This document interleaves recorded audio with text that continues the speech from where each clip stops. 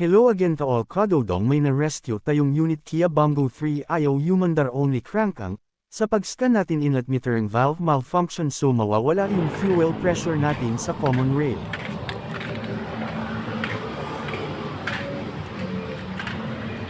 Sinubukan natin dyan na paandarin yung makina kaso ayaw talagang humandar.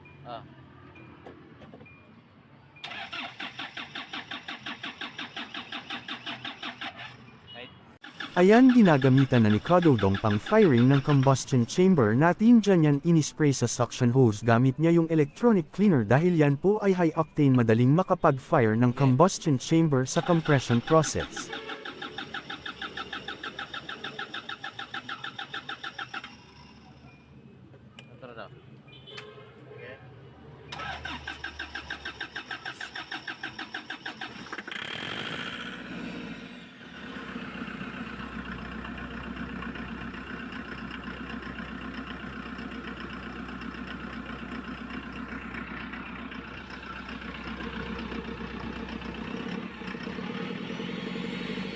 Ayan tinignan ni Kadodong yung backlit pressure ng mga injector, dyan nakita ni Kadodong yung injector number 1 and injector number 4 malakas yung backlit pressure. Ibig sabihin ito ang dahilan kung bakit ayaw mag-start yung engine dahil po nag-low pressure yung common rail natin dahil sa backlit.